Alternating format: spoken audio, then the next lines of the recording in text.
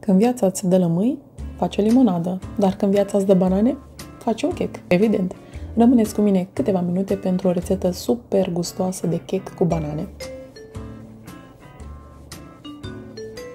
Luăm un bol și 3 banane coapte.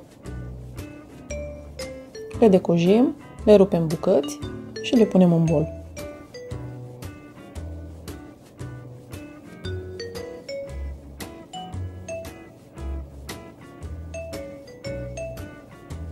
Apoi le pisăm foarte bine până când se formează o pastă, o cremă de banane.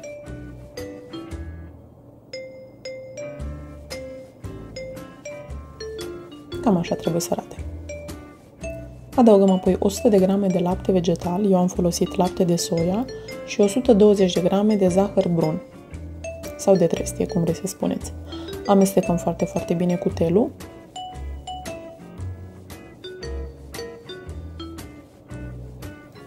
Adăugăm un vârf de sare și multă scorțișoară, în cazul meu. Dacă nu vă place, puteți să nu puneți sau să puneți mai puțină. Amestecăm foarte bine cu telul și adăugăm 220 de grame de făină cernută.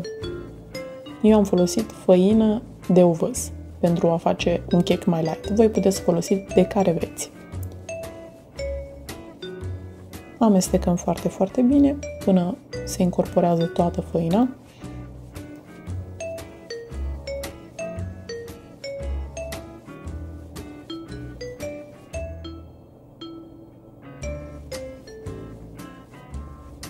Apoi un pliculeț de praf de copt. Amestecăm foarte bine. Eu am adăugat câteva semințe de floarea soarelui. Voi puteți să puneți nuci, alune sau orice fel de semințe vreți.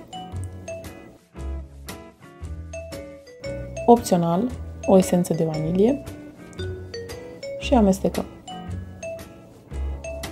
Luăm o tavă tapetată cu ulei și făină, adăugăm compoziția și dăm la cuptorul preîncălzit la 170 de grade pentru aproximativ 50 de minute. Și cam așa arată checul meu.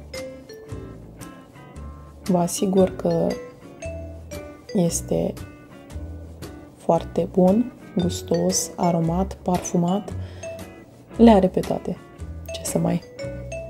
Încercați și voi rețeta și spuneți-mi dacă v-a plăcut. Pe data viitoare, poftă bună!